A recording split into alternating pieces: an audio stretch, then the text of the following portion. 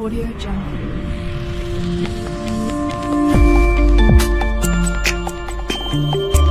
Audio Jungle.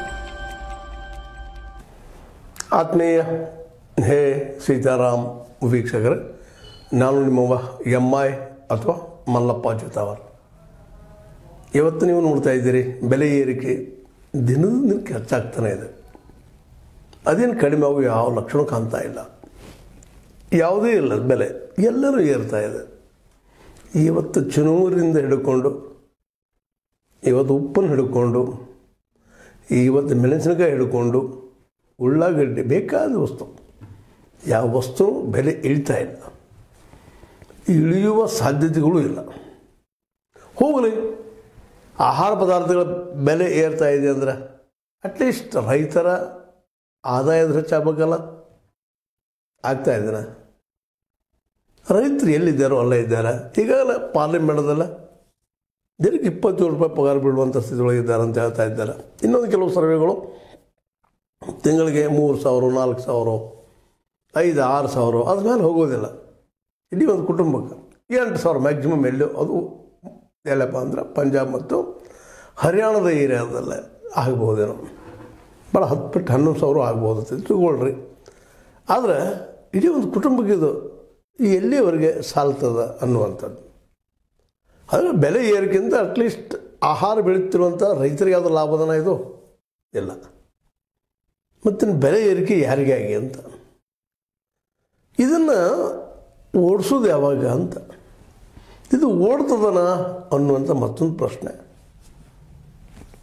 ಇಂದಿನ ಪರಿಸ್ಥಿತಿ ನೋಡಿದರೆ ಮತ್ತು ನಮ್ಮ ಮೋದಿಜಿಯವರ ಈ ಒಂದು 9 ವರ್ಷ 10ನೇ ವರ್ಷ ಆಡಳಿತ ನೋಡಿದರೆ ಬೆಲೆ ಇಳಿಯುವಂಗೆ ಕಾಣೋದಿಲ್ಲ. ಅದ್ರ ಜೊತೆಗೆ ನಿಮಗೆ ಹೇಳಿದಂಗೆ ಇನ್ನೊಂದು ಉದ್ಯೋಗ ಸೃಷ್ಟಿ ಆಗುವಂಗೆ ಕಾಣೋದಿಲ್ಲ. ಉದ್ಯೋಗನೇ ಇಲ್ಲ ಈ ದೇಶದಲ್ಲೇ. ಯಾವ ಕ್ಷೇತ್ರದಲ್ಲಿ ಉದ್ಯೋಗ ಇದಾವ ಹೇಳ್ರಿ? ಕೃಷಿ ಕ್ಷೇತ್ರದಲ್ಲಿ ಉದ್ಯೋಗ ಅದಾವ, ಆದರೆ ಲಾಭದ ಉದ್ಯೋಗಗಳಲ್ಲ. ಅವರ ಬೆಳೆದ ಬೆಳೆಗೆ ಬೆಲೆ ಸಿಗುವುದಿಲ್ಲ. ಬೆಲೆ ಸಿಕ್ಕಿರೋರು ಪಾಪ ಕಾಳುಗಳನ್ನ ಉಪಯೋಗ ಮಾಡಿಕೊಂಡು ಮತ್ತೇನೋ ಅನೇಕರಿಗೆ ಉದ್ಯೋಗ ಕೊಡ್ಬೋದು, ಅವ್ರು ಇಲ್ಲಂತಲ್ಲ. ಆದರೆ ಬೆಲೆನೂ ಇಲ್ಲಲ್ಲ ಅವ್ರು ಬೆಳೆದ ಬೆಳೆಗೆ. ಹೀಗಾಗಿ ಇವತ್ತು ಮೋದಿಯವರು ಈ ಭೀಕರ 2 ಸಮಸ್ಯೆಗಳನ್ನು ಎದುರಿಸಿ ಇನ್ನೇನು ಬಂತು ಇಲೆಕ್ಷನ್, ಲೋಕಸಭೆ ಗೆಲ್ತಾರ ಅಂದಾಗ ದಿಢೀರ್ನ ಉತ್ತರ ಬರ್ತಾರೆ, ಗೆಲ್ತಾರೆ, ಜಯ ಶ್ರೀರಾಮ್, ರಾಮನ ಭಕ್ತರವರು, ರಾಮನ ಆಶೀರ್ವಾದದ ಈ ಸಲ ಗೆಲ್ತಾರೆ ಅನ್ನುವಂಥ ಒಂದು ದೊಡ್ಡ ಪಡೆ ಏಕಾಏಕಿ ಮೇಲೆ ಹೇಳ್ತದೆ. ಹೌದು, ಅವರನ್ನು ಅನ್ನೋದ್ರಲ್ಲೂ ಸತ್ಯದ. ಅದರಲ್ಲೂ ರಾಮ ಮಂದಿರ ಕಟ್ಟಿದ ಸಂದರ್ಭದಲ್ಲಂತೂ ಇಡೀ ದೇಶ ತುಂಬ ರಾಮನ ಹೆಸರು ಜಪ ಆದದ್ದು ನಾವು ನೋಡಿದ್ದೀವಿ. ಅದರಲ್ಲೂ ಮಧ್ಯಮ ವರ್ಗ ಮತ್ತು ಮೇಲ್ವರ್ಗದ ಮಧ್ಯದಲ್ಲೇ ವಿಶೇಷ ರಾಮನ ಚರ್ಚೆ, ರಾಮನ ಮಹಿಮೆ, ಹಾಡು ಹೊಗಳು, ಅಟ್ಟಕ್ಕೇರಿಸುವಂಥ ಮಾತುಗಳು, ಅದನ್ನೆಲ್ಲ ಮಾಡಿದಂಥ ಮೋದಿಜಿಯವರು ಇವತ್ತು ದೇವರ ಅಪರಾವತ್ವರ ಅನ್ನುವಂಥ ಮಟ್ಟಿಗೆ ಅವರನ್ನು ನಾವು ನೋಡ್ತಾ ಇರೋದು ನೋಡಿದಾಗ, ಓ ಗೆಲ್ಲಬಹುದಪ್ಪ ಮೋದಿಜಿಯವರು ಅಂತ. ಮೋದಿಯವ್ರು ಗೆಲ್ಲಲಿಕ್ಕೆ ಸಾಧ್ಯ ಇದೆ. ಯಾಕೆ ಸಾಧ್ಯ ಇದೆ ಅಂದರೆ ಅವರಿಗೆ ರಾಮ ಒಲಿದಿದ್ದಾನೆ. ಅವರು ರಾಮನ ಮತ್ತು ವಿಷ್ಣುವಿನ ಅವತಾರ ಅನ್ನುವಂಥ ಮಾತುಗಳು ಕೇಳಿ ಬರ್ತಾ ಇದ್ದಾವೆ ಒಂದು ಅತ್ಯಂತ ಉಗ್ರ ಹಿಂದೂವಾದಿಗಳಿಂದ. ಹಾಗಾದ್ರೆ ರಾಮ ಈ ದೇಶದ ಎಲ್ಲ ಸಮಸ್ಯೆಗಳನ್ನು ಪರಿಹಾರ ಮಾಡ್ತಾರ, ಈ ದೇಶದ ಎಲ್ಲ ಬಡತನವನ್ನು ಹೋಗಿ ನಡೆಸ್ತಾರ, ಇವರೆಲ್ಲರಿಗೂ ಉದ್ಯೋಗಗಳು ಸೃಷ್ಟಿ ಮಾಡಿಸ್ಕೊಡ್ತಾರ, ಇವರೆಲ್ಲರ ಹಸುವನ್ನು ತನಿಸ್ತಾರ, ಈ ಜನಕ್ಕೆಲ್ಲ ಸ್ವಚ್ಛ ನೀರನ್ನು ಕೊಡ್ತಾರ ಅಂತ ವಿಚಾರ ಮಾಡಿದಾಗ, ಹೌದಾ ಸಾಧ್ಯ ಅದನ ಇದೆಲ್ಲ. ಹಾಗಾಗಿ ಇದನ್ನು ಮಾಡಿಸ್ಲಿಕ್ಕೆ ಸಾಧ್ಯ ಇದೆ ನಮ್ಮ ಮೋದಿಜಿ ಅವರಿಂದ ಅಂತ.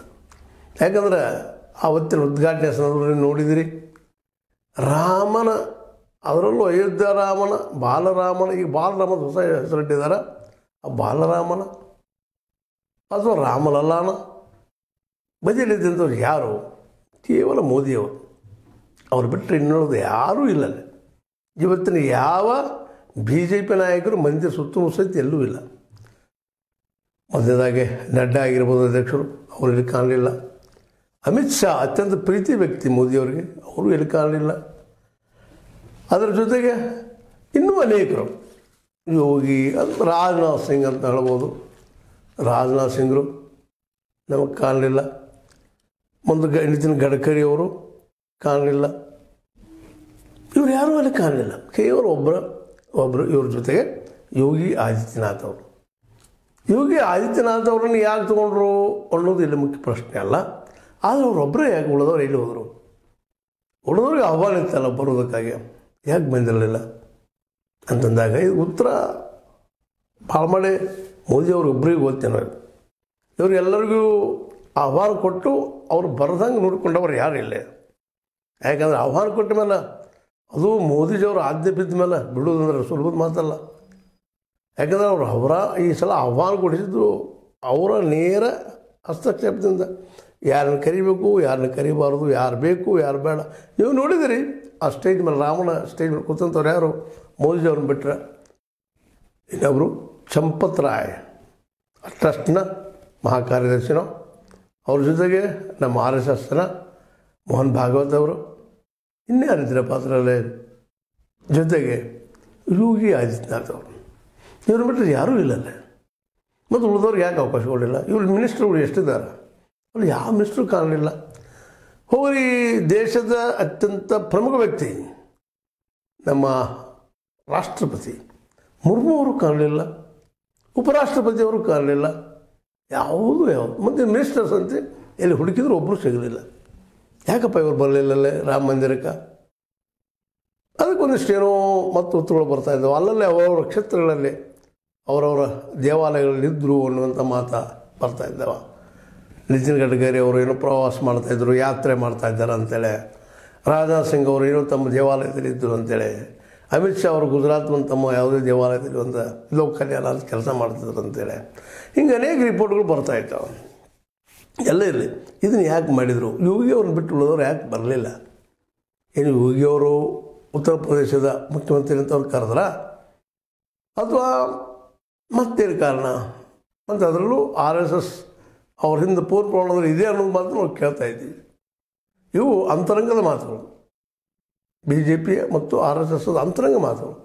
ಅಲ್ಲೆಲ್ಲ ಯೋಗಿ ಆದಿತ್ಯನಾಥ್ ಅವರು ಮೋದಿಜಿ ಅವರಷ್ಟ RSS ಅವ್ರು ಬೇಕಂತ ವ್ಯಕ್ತಿಯಾಗಿದ್ದಾರೆ ಅನ್ನೋದು ನಾವು ಕೇಳಲ್ಪಟ್ಟಿದ್ವಿ.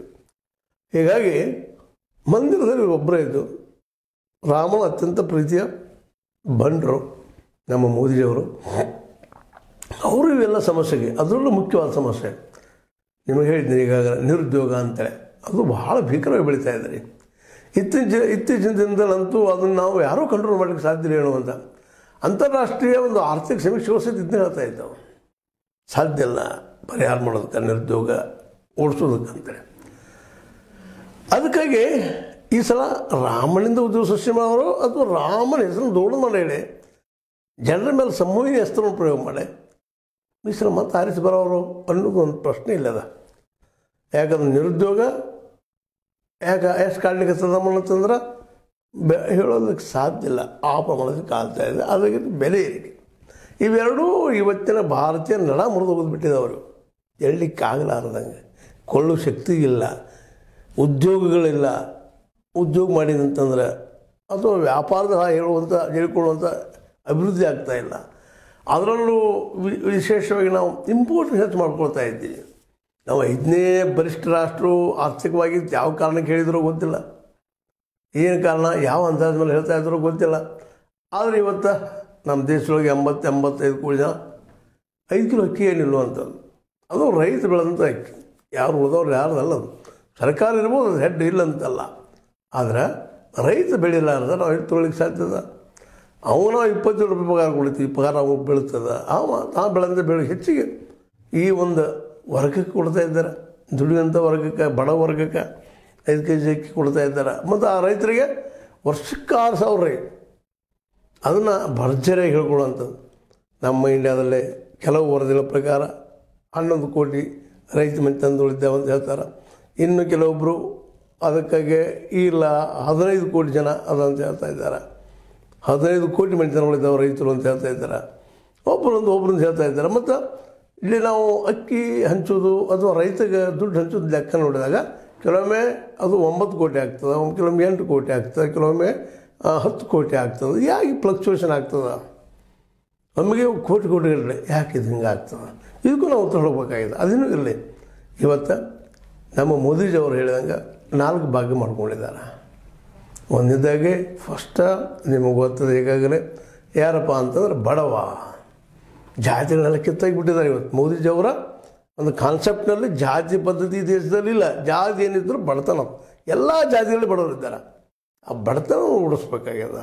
ಬಡತನ ಮೊದಲನೇದು.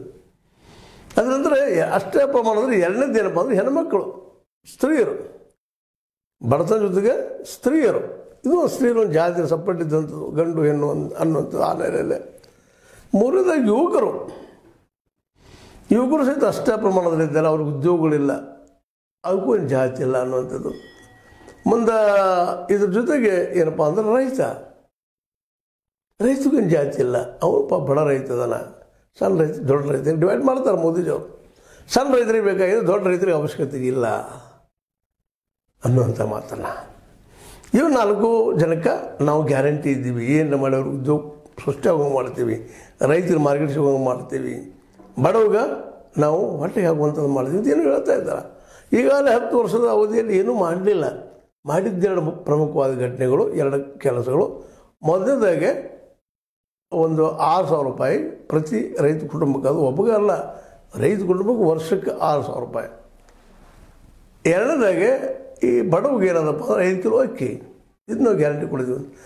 ಇದು ಇವೆರಡರಿಂದ ರೈತ ಮೇಲೇಳಲಿಕ್ಕೆ ಸಾಧ್ಯದನಾ? ಅದೇ ಕಾಲಕ್ಕೆ ಬಡವ ತನ್ನ ಬಡತನದ ಎದ್ದು ಬರ್ಲಿಕ್ಕೆ ಸಾಧ್ಯದನ? ಅವ್ನು ಉದ್ಯೋಗದಲ್ಲಿ ಹೆಂಗೆ ಬಡತನದ ಎದ್ದು ಬರ್ತಾನೆ ರೀ ಮನುಷ್ಯ? ಉದ್ಯೋಗ ಇದ್ದರೆ ನೀವೆಲ್ಲ ಶ್ರೀಮಂತ ಬಡವ ವಿಚಾರ ಮಾಡೋದು. ಅಲ್ಲಿ ಉದ್ಯೋಗ ಇಲ್ಲ.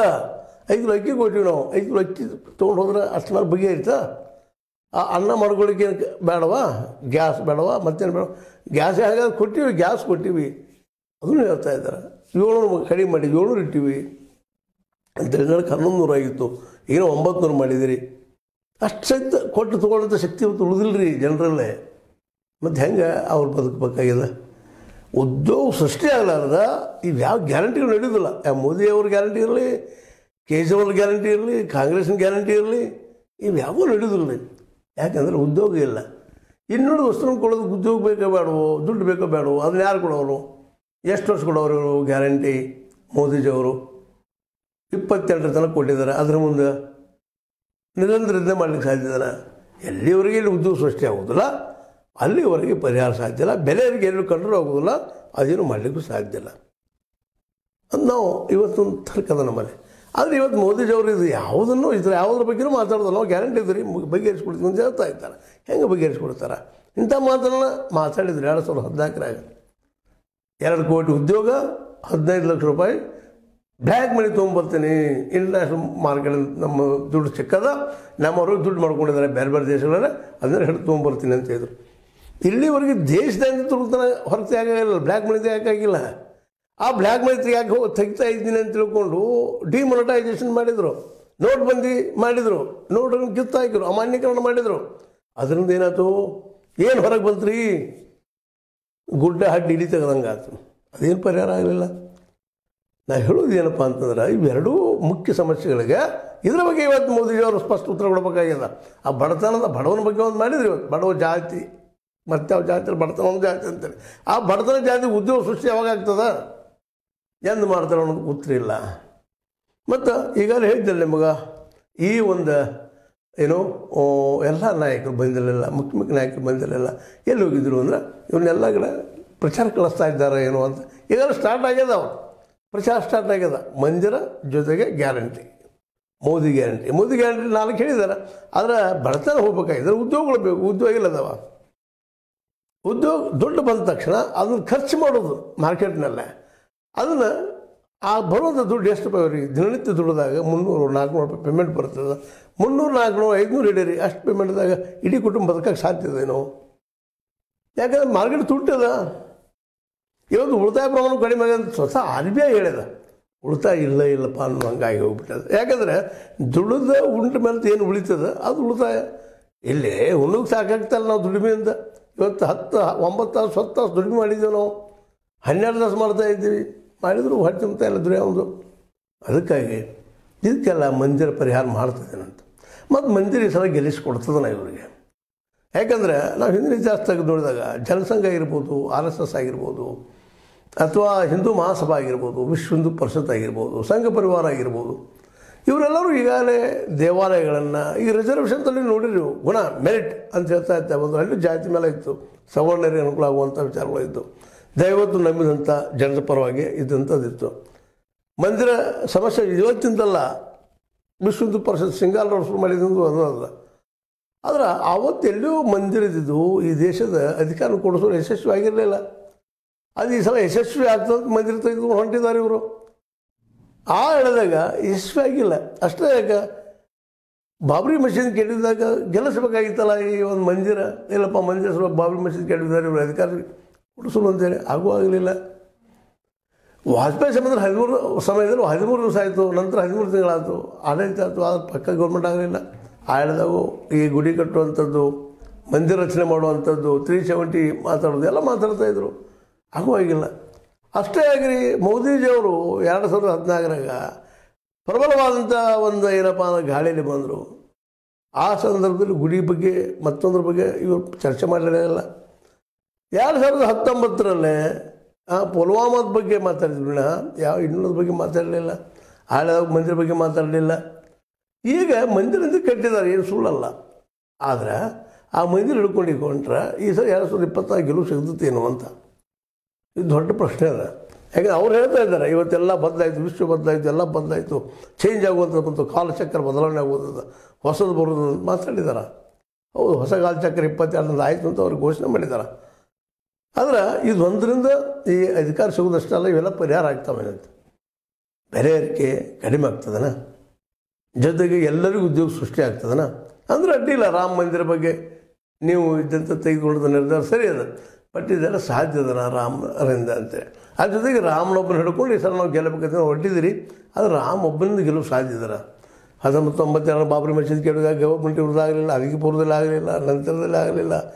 ಒಂದೇಳಿ ವಾಜಪೇಯಿ ಸರ್ಕಾರದಲ್ಲಿ ಒಂದಿಷ್ಟು ಏನೋ ಆಯಿತು, ನಂತರದಲ್ಲಿ ಅದು ಪೂರ್ಣ ಪ್ರಮಾಣದಲ್ಲಿ ಆಗಲಿಲ್ಲ.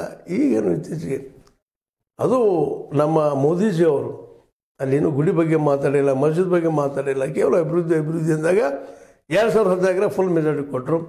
2019 ಪುಲ್ವಾಮಾ ತೊಗೊಂಡು ಅದ್ರ ಜೊತೆ ಅಭಿವೃದ್ಧಿ ಮಾತಾಡಿದರು, ಇನ್ನೂ ವಿಶ್ವಾಸ ಜನರು ಓಟ್ ಆಗಿರು. ಬಟ್ ಈ ಸಲ ಮಂದಿರ ದೊಡ್ಡ ಪ್ರಮಾಣದಲ್ಲಿ ನೀವು ಪ್ರಚಾರ ಮಾಡ್ತಾಯಿದ್ರಿ, ಈ ಮಂದಿರದಿಂದ ನಿಮಗೆ ಅಧಿಕಾರ ಸಿಗ್ತದನ ಅಂತ.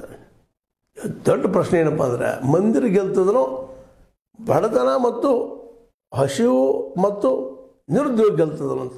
ಬಡತನ ಅಂದ್ರೆ ಹಸಿವು ಅಂದ್ರೆ ಬಡತನ. ನೀವು ಹೋಗ್ಬೇಕಾಗಿದ್ರೆ ಏನು ಬೇಕು? ಉದ್ಯೋಗ ಬೇಕು. ಉದ್ಯೋಗದ ದುಡ್ಡು ತಿನ್ನುವಂಥ ಪ್ರಸಂಗ ಬರ್ತದೆ. ಗ್ಯಾರಂಟಿ 2 ದಿವಸ ಕೊಡೋಕ್ಕೆ ಸಾಧ್ಯದ, 1 ವರ್ಷ 2 ವರ್ಷ 2022 5 ಕಿಲೋ ಅಕ್ಕಿ ಕೊಟ್ರಿ, ಅದು ಉಳಿದದೇನು ಸಾಧ್ಯದನ? 5 ಕಿಲೋ ಅಕ್ಕಿ ಇಡೀ ಒಂದು ತಿಂಗಳ ತನಕ ಆಗ್ತದನ? ಇದು ಸಹಿತ ಪ್ರಶ್ನೆ ಮಾಡುವಂಥದ್ದು. ಹೀಗಾಗಿ ಮಂದಿರ ಸಲುವಾಗಿ ಮೋದಿಜಿಯವರು ಜಿದ್ದಿ ಬಿದ್ದುಕೊಂಡು ಅನೇಕರ ಜೊತೆ ವಿರೋಧ ಮಾಡಿಕೊಂಡು ಸ್ವತಃ ಅವ್ರ ಪಕ್ಷದಲ್ಲೇ ಅಥವಾ ಅವರ ವಿಚಾರಧಾರೆಯ ಇನ್ನುಳಿದ ಅವತ್ತಿನ ಶಂಕರಾಚಾರ್ಯ ಆಗಿರ್ಬೋದು ವಿಚಾರಧಾರೆಯಲ್ಲೇ ಇನ್ನುಳಿದ ಹಿಂದೂ ಮಹಾಸಭಾದ ಲೀಡರ್ಗಳಾಗಿರ್ಬೋದು, ಪಾಂಡೆ ಅಂತವರು ಅವರೆಲ್ಲ ವಿರೋಧ ಮಾಡಿದ್ದಾರೆ. ಇದಕ್ಕೆ ದಿವ್ಯಾಂಗ ಅಂತ ಕರೆದಾರೆ ಶಂಕರಾಚಾರ್ಯರು. ಅಂದರೆ ವಿಕಲಾಂಗ ಮಂದಿರದಲ್ಲಿ ರಾಮನ ಪ್ರತಿಷ್ಠಾಪನೆ ಅಂತಂದಿದ್ದಾರೆ. ಅನೇಕ ಟೀಕೆಗಳನ್ನು ಮಾಡಿದ್ದಾರೆ. ಹಳೆಯ ರಾಮಲಾಲ್ ಹಳೆಯಲ್ಲಿ ಮಾರ್ಕೊಂಡು ಎನ್ನುವಂತೇಳಿ ಪಾಂಡೆ ಅನ್ನೋಂಥದ್ದು ದೇವೇಂದ್ರ ಪಾಂಡೆ ಅನ್ನುವಂಥವ್ರು ಆರೋಪ ಮಾಡ್ತಾ ಇದ್ದಾರೆ. ಇವೆಲ್ಲ ನೆಲೆಯಲ್ಲಿ ಏನೋ ನೀವು ಮಂದಿರ ಇಶ್ಯೂ ತೊಗೊಂಡು ಇವತ್ತು 2024 ಗೆಲ್ಲುವ ಕಡೆ ಹೊರಟಿದ್ರಿ. ಆದರೂ ನಿಮಗೇನು ಧೈರ್ಯ ಇದ್ದಂಗೆ ಕಾಣೋದಿಲ್ಲ. ಹೇಗಪ್ಪ ಅಂತಂದ್ರೆ ಇವ್ರನ್ನೆಲ್ಲನೂ ಹೊರಗಿಟ್ಟಿದ್ರಿ. ಮಂದಿರ ಮಂದಿರ ಬಗ್ಗೆ ಮಾತಾಡೋದು ಕೇವಲ ಮೋದಿಯವರು, ಅವರೊಬ್ಬರು ಸ್ಟಾರ್ ಪ್ರಚಾರಕರು. ಉಳಿದವರೆಲ್ಲ ಬೇರೆ ಬೇರೆ ಅಡ್ಡಾಡಿ ಅದನ್ನು ದೊಡ್ಡದು ಮಾಡುವಂಥ ಒಂದು ವಿಚಾರ ಮಾಡಿದಿರಿ. ಏನೋ ಗೆಲ್ಲುವ ಸಲುವಾಗಿ ಗೆಲ್ತಿಲ್ಲ ನೀವು. ಮಂದಿರ ಗೆಲ್ಲಿಸ್ಕೊಡ್ತದ ಮೋಸ್ಟ್ಲಿ ಹಂಗೆ ಅನ್ನಿಸ್ಲಿಕ್ಕತ್ತದ. ಇವತ್ತು ಭಾರತ ಕಡೆ ಎಲ್ಲ ಇವತ್ತು ಮೋದಿಜಿಯವರ ಏನು ಹಿಂದುತ್ವದ ಈ ಒಂದು BJP ಇದೆಲ್ಲ ಭಾಳಷ್ಟು ಜನರಿಗೆ ಇವತ್ತು ಪರಿಚಯ ಆಗ್ಲಿಕ್ಕತ್ತದ.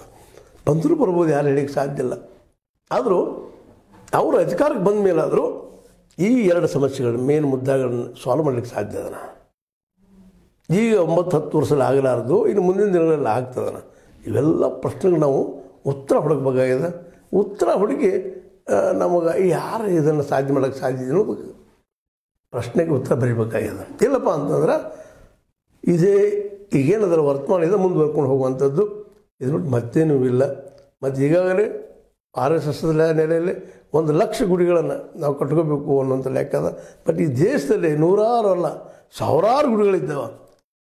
ಒಂದಲ್ಲ, ಎರಡಲ್ಲ, 2 ಲಕ್ಷ ಅಲ್ಲ, 10 ಅಲ್ಲ, ಇನ್ನೊಬ್ಬರು ಕೆಲವರು ಅಕೌಂಟ್ ಪ್ರಕಾರ 1 ಕೋಟಿಗೂ ಹೆಚ್ಚು ಇಲ್ಲಿ ದೇವಾಲಯಗಳಿದ್ದಾವೆ ಇಂಡಿಯಾದಲ್ಲಿ ಅನ್ನುವಂಥ ಮಾತು ಮಾತಾಡ್ತಾ ಇದ್ದಾರೆ. ಅವೆಲ್ಲ ಗುಡಿಗಳಿಂದ ಈ ದೇಶ ಎದ್ದು ನಿಲ್ತದನ, ಈ ದೇಶದ ಬಡತನ ಹೋಗ್ತದನ, ಈ ದೇಶದ ನಿರುದ್ಯೋಗ ಓಡಿ ಹೋಗ್ತದನ, ಎಲ್ಲರಿಗೂ ಉದ್ಯೋಗ ಸಿಗ್ತದನ, ಇದೆಲ್ಲ ನಾವು ವಿಚಾರ ಮಾಡಬೇಕಾಗ್ಯದ. ಬಟ್ ಈ ಮಂದಿರ ನೆಲೆಯಲ್ಲಿ ಮೋದಿಯವ್ರನ್ನ ಗೆದ್ದು ತೀರ್ತು ಅನ್ನುವಂಥ ಒಂದು ಛಲದಿಂದ ಹೊಂಟಿದ್ರು ಸಹಿತ ಎಲ್ಲೋ ಮೂಲೆಯಲ್ಲಿ ಇರುವಂಥವ್ರ ಆತಂಕ ಇನ್ನುಳಿದವ್ರನ್ನೆಲ್ಲ ಬೇರೆ ಬೇರೆ ಕ್ಷೇತ್ರಕ್ಕೆ ಕಳಿಸ್ತಾ ಇದೆ. ಅದೇನೋ ಆಗಲಿ, ಈ ಒಂದು ಮಂದಿರ ಸಮಾರಂಭದಲ್ಲ ಈ ಒಂದು ಇವರು ಕ್ಯಾಬಿನೆಟ್ ಮಿನಿಸ್ಟ್ರುಗಳು ಬರಲಾರದ್ದು, ಜೊತೆಗೆ ಇವ್ರ ಜೊತೆಗಾರರು ಬರಲಾರದ್ದು, ಇಲ್ಲಿ ನಾವು ನೆನಪಿಸ್ಕೊಂಡಾಗ ಹೊಸ ಪ್ಲ್ಯಾನ್, ಹೊಸ ಗೇಮ್ ಆಡೋದಕ್ಕೆ ಮೋದಿಜಿಯವ್ರು ರೆಡಿಯಾಗಿದ್ದಾರೆ ಅಂತೇಳಿ ಕೆಲವರು ವಾದ ಮಾಡ್ತಾ ಇದ್ದಾರೆ. ಅದೇನಾಗ್ತದೆ ನೋಡೋಣ. ಯಾಕಂದ್ರೆ ಹಿಂದೆ ಮಾತ್ರ ಗುಡಿ ಅಥವಾ ಮಂದಿರ ಹಿಡ್ಕೊಂಬಂದವ್ರು ಗೆದ್ದಿಲ್ಲ, ಈಗ ಗೆಲ್ತಾರ, ಹೌದು ಗೆಲ್ತಾರ ಅನ್ನೋಂಥ ಮಾತು ಅನ್ಬೋದು. ನಾವು ನೋಡೋಣ ಅದು ಯಾಕೆ ಬಂತು ಸಮೀಪದಲ್ಲಿ ಎಲೆಕ್ಷನ್. ಏನೋ ಆಗಲಿ, ಮುಖ್ಯವಾಗಿ ಈ ಒಂದು ಬಡತನಕ್ಕೆ ಮತ್ತು ನಿರುದ್ಯೋಗಕ್ಕೆ ಮೋದಿಜಿಯವರು ರಾಮನಿಂದ ಉತ್ತರ ಕೊಡಿಸಿದ್ರೆ ಭಾಳ ಸಂತೋಷ. ಬಟ್ ಸ್ವತಃ ಅವರ ಪರಿಹರಿಸಿದ್ರು ಇನ್ನೂ ಸಂತೋಷ ಅಂತ ಹೇಳ್ತಾ ಇಲ್ಲಿವರೆಗೆ ತಾವು ಕೇಳಿದಿರಿ. ತಮ್ಮ ವಿಚಾರಗಳು ಸ್ವಲ್ಪ ಪರೀಕ್ಷಿಸಿರ್ಬೇಕಂತ ತಿಳ್ಕೊಂಡಿದ್ದೀನಿ. ಅದು ಶೇರ್ ಮಾಡಿರಿ ಮತ್ತು ಜೊತೆಗೆ ವ್ಯಾಖ್ಯಾನ ಮಾಡಿರಿ ಅಥವಾ ಕಾಮೆಂಟ್ ಮಾಡಿರಿ. ಸಬ್ಸ್ಕ್ರೈಬ್ ಮರಿಬೇಡ ಅಂತ ಹೇಳ್ತಾ ಹೇಗೆ ನಿಮ್ಮ ಸತ್ಯದ ಕಡೆಗೆ ನೋಡಿ ಸದಾ ನೋಡ್ತಾ ಇರಿ. ವಂದನೆಗಳು.